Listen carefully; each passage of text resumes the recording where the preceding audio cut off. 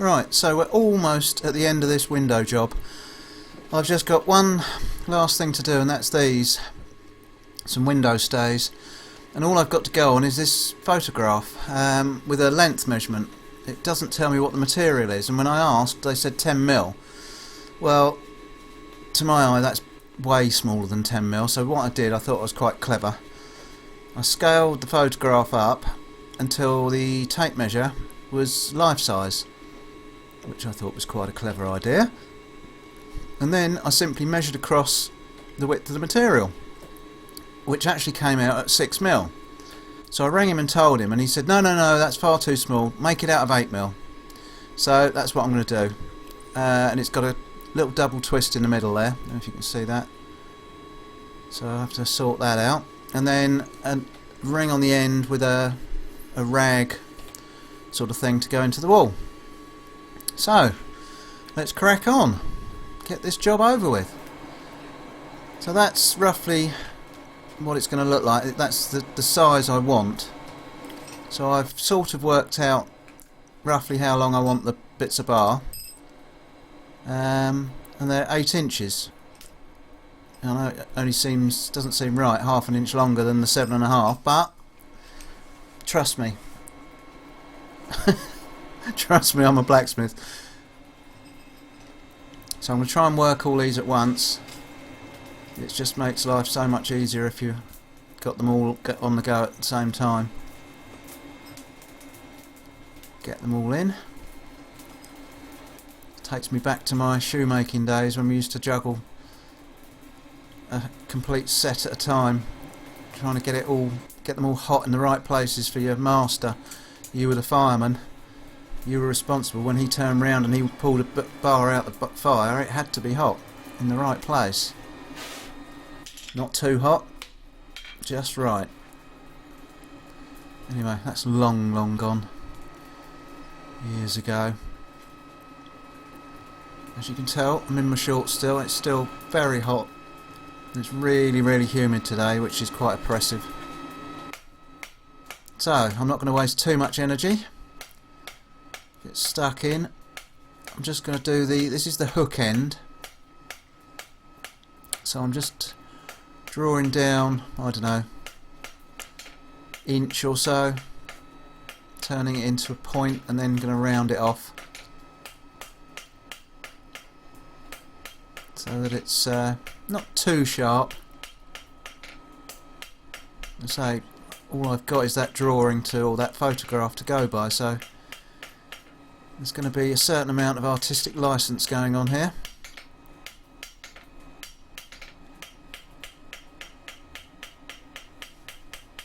It's quite quiet in the yard today, which is nice.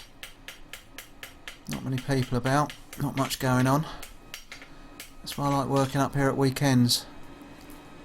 I don't know if you'll be able to see that, probably won't focus, but I'll do another shot of it, but you get the idea. A stubby sort of point.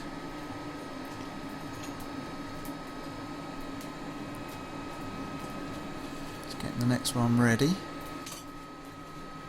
I'm leaving them only just in the fire. I don't want to burn any of these. I don't want to muck about having to cut more. Right, this is probably a better view. More of an idea. I'm using quite a light hammer, so it's taking a little while. I could have used a bigger hammer, but I'm just being lazy today. It's too hot to swing a great big hammer. And I'm not one for wasting energy.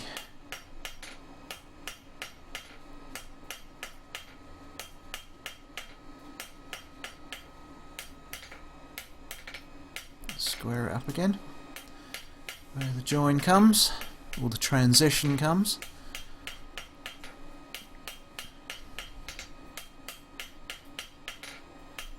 Just taking the hammer marks out as it cools. Right, so that's basically it. A nice stubby little point.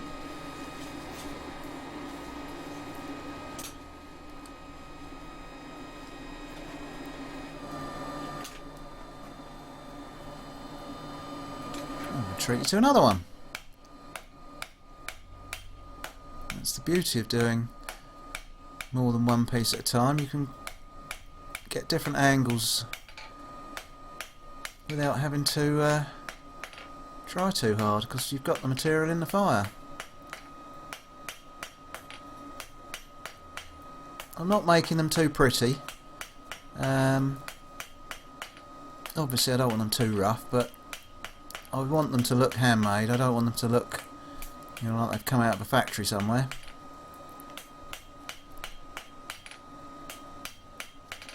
The chap I'm doing these for, it's the first time I've ever worked for them. Their blacksmith has given up, the one they used to use, or should I say the father's given up and the son doesn't want to carry on with it. So I don't quite know what standard his work was, but I'm hoping mine will live up to it.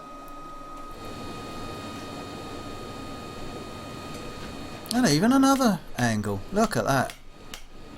You're spoilt today, you lot.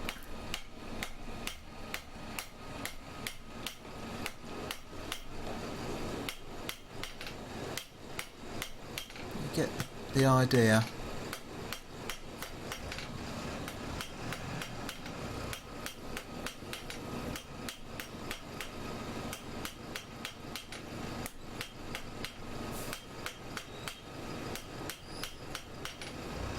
See what I was saying with the last job. I know you're probably all sick of hearing it, but all your hammer's doing is going up and down basically. Your left hand's doing the work.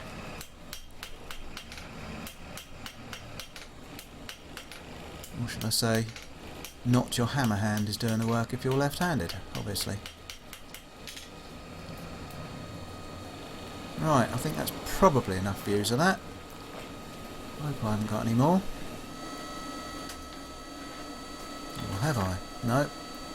Right.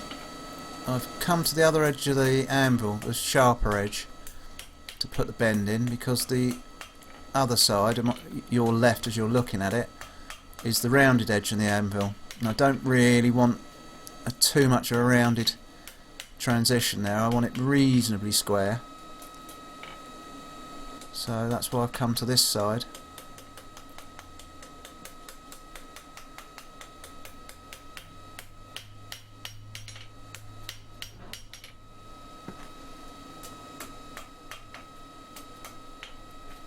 There you go.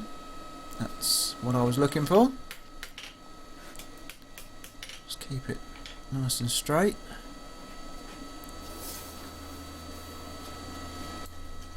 And this next angle isn't particularly good because I'm looking out into the sunlight, so you don't really get much of a good idea from here, but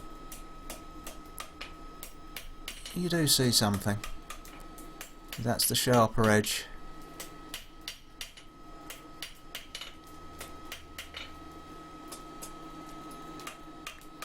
And I'm trying to keep the inner edge 90, the side that's sort of touching the anvil at 90. So the outside edge is going to be tapered. You can see there quite well, and that's because I don't want the hook to pull out of the ring that it's in when it's doing its job. If it was tapered, it might pull out. Right, so now we're going to crack on with the other end. I've done all the hooky ends. This is the ring end, and I'm doing exactly the same, but this time I'm tapering down a little bit more, probably 2 inches or so.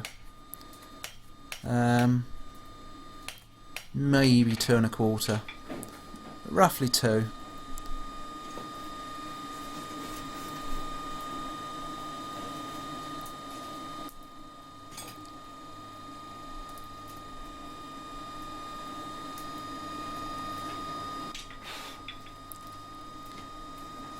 Keep the scale off. Now I'm doing this in real time. I haven't edited this and cut it. I do that, as a lot of you know, but this stuff's so thin it heats up really quickly, so you'll see me just hang about for a few seconds while it warms up. And I haven't actually got the fire going very hard today because of the heat in the shop anyway. I don't want to put too much more heat in the shop, so it's all being a little relaxed today.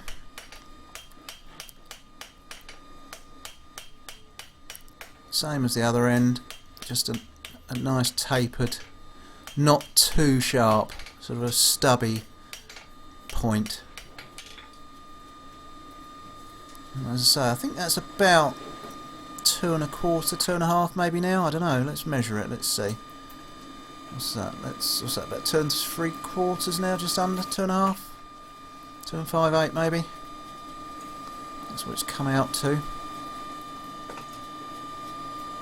I don't know if that's enough. You know me. It's all a bit hit and miss. It's all eyeballed.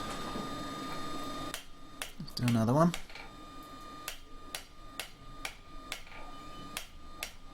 Once I've got these stays done, that should be this window job done. I can get it out the shop. It's been dragging on and dragging on. I've got to sit down and go through my diary and work out exactly how many hours this has taken me and see if I've made any money on the job or not, because it just seems to have taken so long. But like I said on the other video, it's just because I'm doing an hour here, an hour there. Although today I'm in here doing nothing but this job, so I'm going to get these done today, however long it takes. There you can see I'm trying to keep a stubby point, as I say, not too fancy.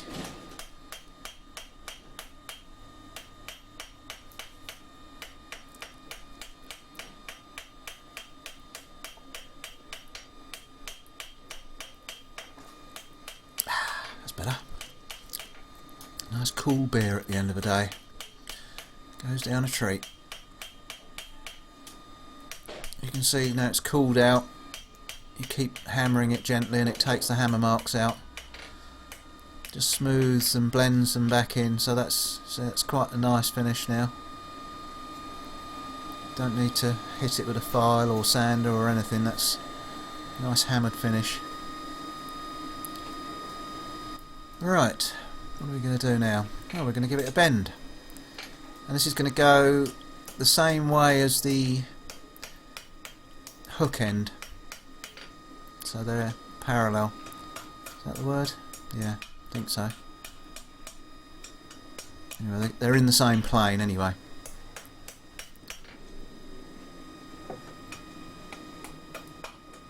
These tongs don't fit particularly well, and I can't be asked to fiddle about and find a pair that do, or just a pair to fit, so I'm going to make do.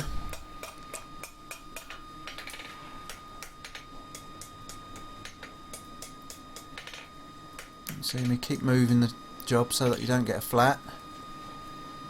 Give that another couple of seconds to warm up again.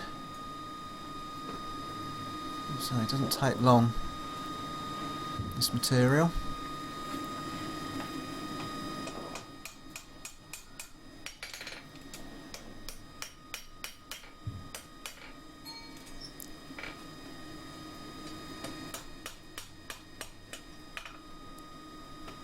I'm fiddling about there at. Just close it up, boy. There we go. I think that's got it. Just cooling out the one edge of it so I can hit it without damaging it. Move the whole thing down so it centres the ring up a bit better. There we go. That's basically it.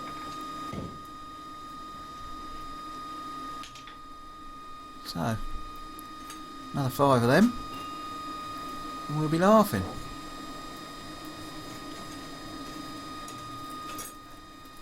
But you're in for a treat because we got another angle.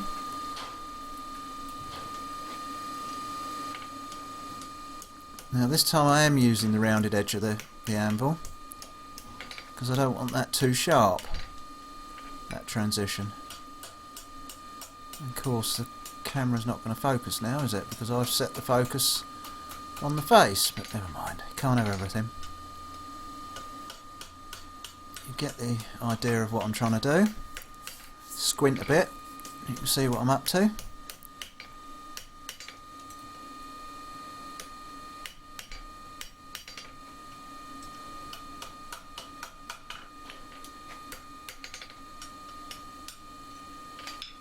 Warm that up again. It's got a little bit too cold.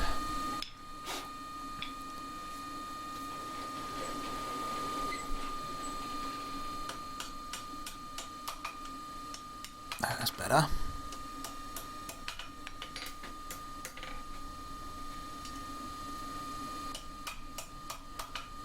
Trying to make it round rather than sort of oval.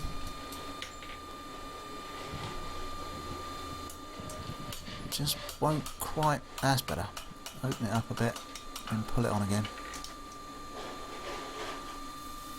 It's funny, you don't see the, when you're actually doing it, you don't see the little intricacies of what I'm actually doing. I just do it, but when I'm watching it now, commentating on it, narrating it, you can see how my mind's working. Alright, so there we go. Let's see if it's turned out the right length. Let's turn the tape measure up the right way. Cool, look at that, it's about 1/8 over. 7 5/8, nearly 3/4. That's good enough for me, good enough in this shop. So, we've got to put the twist in the middle. So, let's go and have a crack at that. Now, I don't know if you'll be able to see what I've done here. To make life easier, which is always my goal, I've just mocked up another vise, which I happen to have kicking around, next to this bench vise. Now what I've done, if I can get the camera up and have a look, I've just tacked a piece of heavy plate, this bit, onto the other bit of heavy plate that was already there, just with a couple of tacks, and then I've just clamped the vise onto that, because it's going to make life so much easier making this twist. The gap there is 3 inches, which is roughly what the twist is. So let's see what happens. Now I've marked 3 inches and the centre. With the centre is because that's where I'm gonna have to bend it from, and it's from the actual centre of from each end, and then 1.5 inches from the centre. I'm using my Markle. A lot of people ask me about these welder's pencils, and they're really good because the heat doesn't burn off the marks. So if you're welding and you want to see what you're up to, you can pencil it in first and follow the pencil line when you're welding. Really, really good. And there you go. Just centred it up in the vices.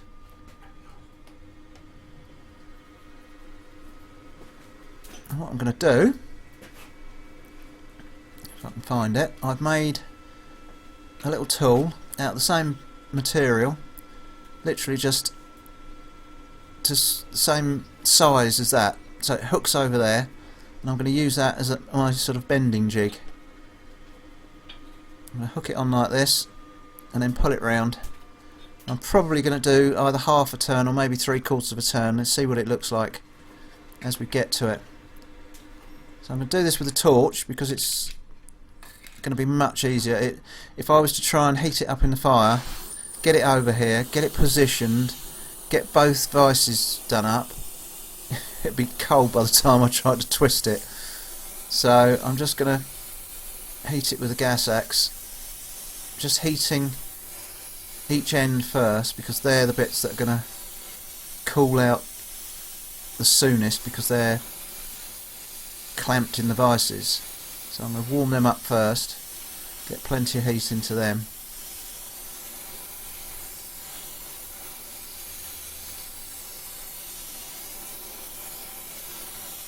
I did do an experiment with this beforehand, trying to twist it cold, because it's thin enough to twist cold, but getting the double twist in it in such a short space, you know, only 3 inches, it didn't work.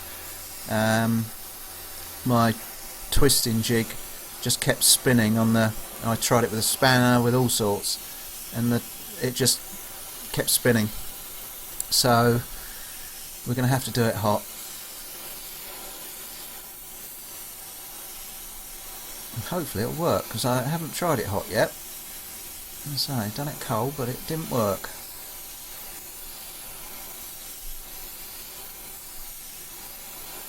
I think that'll probably be about it. And you can see already how quickly the... Thank you, Ralph! You can see how quickly the ends cool out. You can see it there, how they're cooling rapidly. So I'm just going to put that in the centre.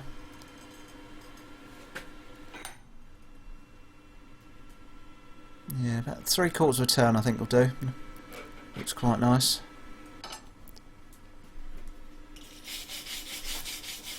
Take the scale off and have a little look.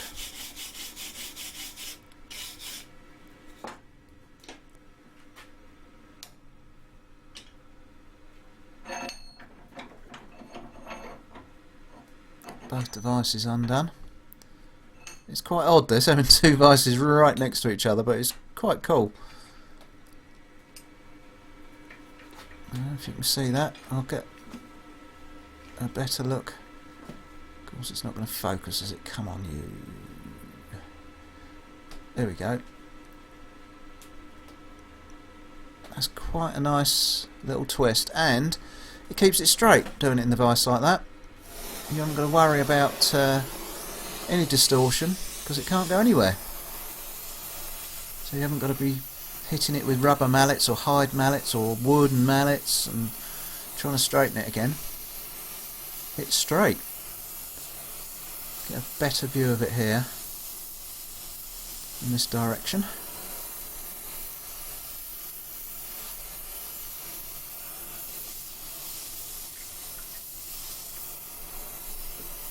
Again, just working on the ends.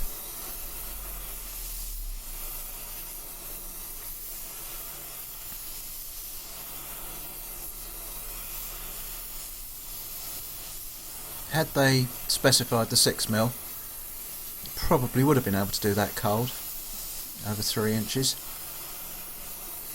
But this has worked out quite well, doing it this way.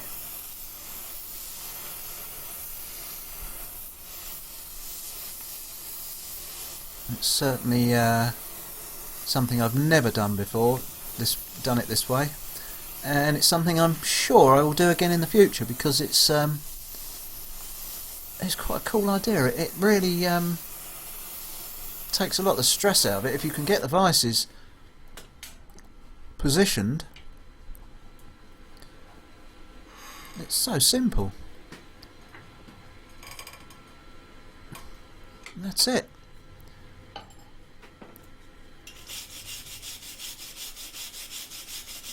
Really nice little twist.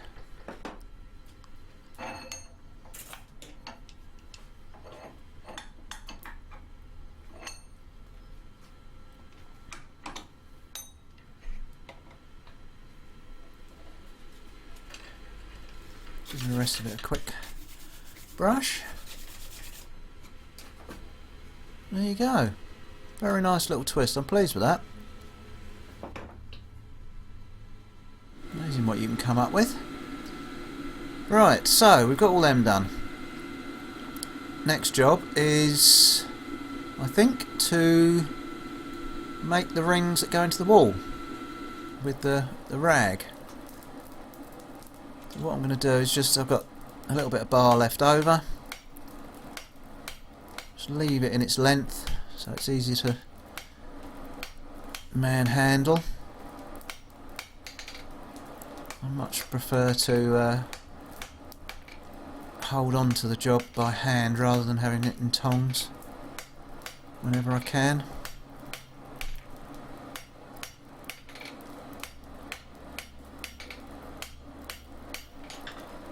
Again, doing exactly the same as we did on the other end of the stay, the ring. Again, doesn't take many seconds to heat up, even without the fire going flat out.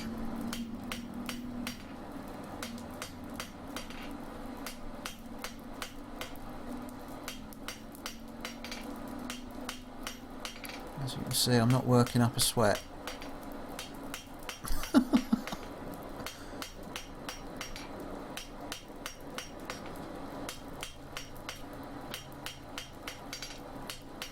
We're getting there. It's that last little bit when it cools down, that's what gets all your hammer marks out.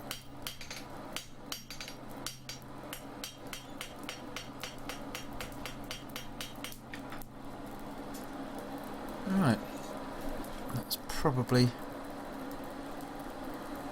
enough. I'm going to keep one of these on hand because we're going to need to thread that onto the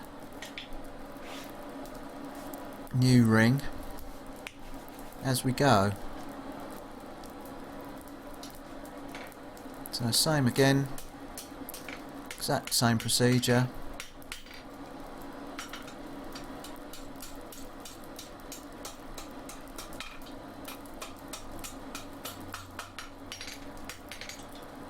Make your ring just opened enough to hook it on, and that's about it. Tidy your ring up a little bit. You've got to make sure your ring's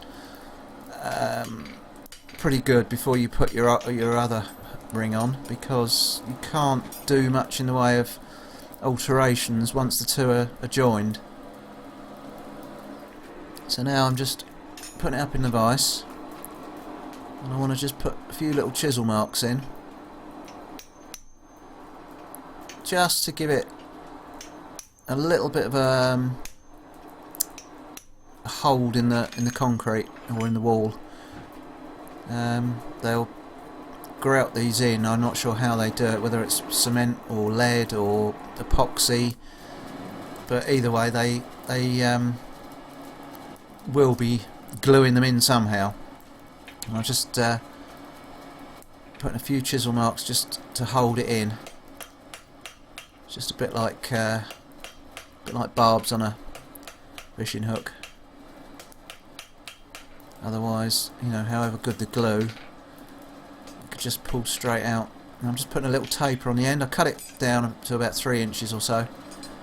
Put a little taper on the end just to tidy it up. And that really is it.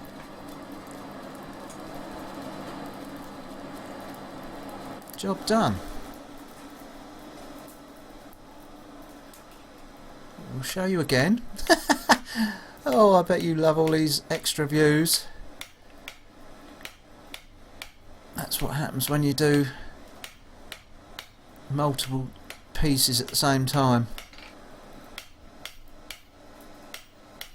It is so much better to do a batch of stuff. Really is.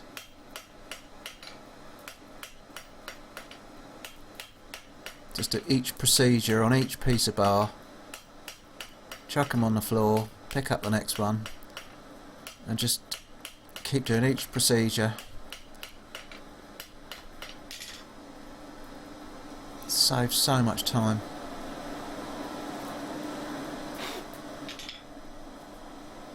And again, this is real time. Just didn't quite have enough heat in that one to tidy it up how I wanted it, so just give it a little bit of extra heat just to take the marks out.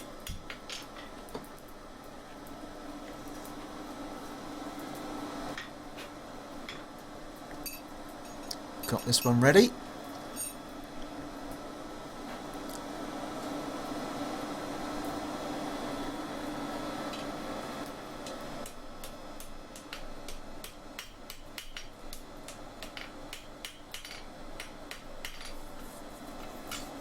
Same thing again.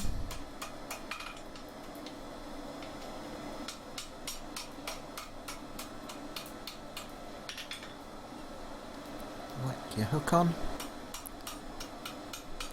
Now cock that one up a little bit, so that wants knocking round, which I can probably do. But like I said a few minutes ago, you can't do too much alteration once the two are together, because you can't put the